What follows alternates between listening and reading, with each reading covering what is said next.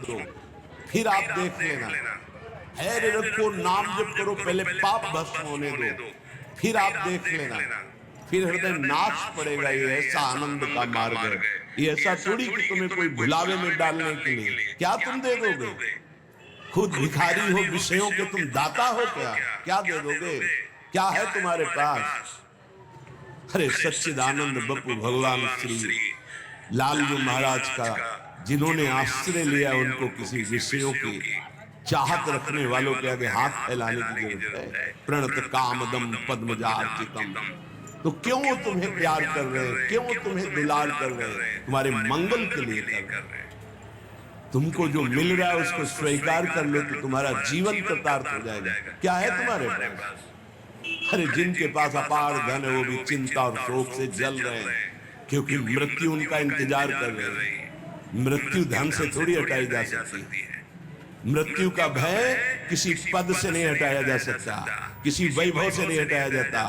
मृत्यु का प्रहार शरीर पर है। शरीर राग त्यागी ही मृत्यु भय से मुक्त है। राग का त्याग करना कोई खिलवाड़ नहीं है। भगवत अनुराग से शरीर के राग का त्याग होता है। यहां मलिनता बढ़ाते चले जा रहे हैं। वही भोग दृष्टि इतनी बढ़ जाती कि अपनी बेटी बहन के प्रति भी दृष्टि बढ़ जाएगी। कलिकाल विहाल के मनुजाने मानत को अनुजाता। चाहे वो गुरु बहन हो, चाहे वो सगी बहन हो, चाहे वो बहन के समान पूज्य हो, जब दृष्टि मलिन तो वो मलिन ही देखती चली जाएगी। जब तक प्रेम जल से हृदय नहीं धोया जाता तब तक मलिनता का अंश बड़ी बड़ी साधना करने पर भी बना रहता है। कल समापन है। अभी अनंत जन्मों से माया में आसक्त चित्त होकर के नाना प्रकार के शुभ शुभ कर्म करने वाले जब भगवत कृपा से पुनः सत्संग प्राप्त करते हैं और साधन मार्ग में लगते हैं तो माया अपना प्रबल रूप धारण करती है। या तो ऐसी अनुकूलता प्रदान करती है कि वो भूल जाए, या ऐसी प्रतिकूलता झोंक देती है कि उसको लगता है कुछ नाम जपने से नहीं, कुछ साधन करने से नहीं, दुख तो वैसे ही घेरे हुए। धैर्य छूट जाता है और भगवत मार्ग से विमुख आचरण करने लगता है। इसलिए उपासक को बहुत सरल ढंग से समझना चाहिए कि पुरानी फसल यदि बाजरा बोई है और बाजरा की रोटी मिल रही तो अगली फसल गेहूं बो दिया तो कल ही नहीं रोटी बना लोगे। 5-6 महीने लगेंगे किसान मेहनत करके, खेती तैयार करके, दाना बो करके, सींच करके, संभाल करके, फिर भी वो अतिवृष्टि, अनावृष्टि, ओले वृष्टि आदि से बच जाए, सुरक्षित हो जाए, तो सुरक्षित अनाज घर आ जाए, फिर वो पीस कर रोटी बना सकता है। तुम अनंत जन्मों से मनमानी आचरण करते रहे, आज नाम शुरू किया है तो वो तूफान नहीं उठेगा। नष्ट करने के लिए वो अपना स्वरूप धारण करेगा। उसकी गुलामी सहते रहे हो भी, काम क्रोध लोभ मोह मद मत्सर।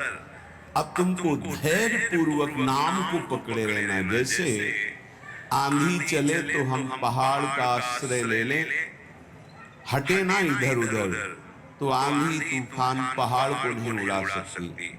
ऐसे ही श्री भगवान कह रहे मामी ए प्रपद्यन्ते माया में काम करते।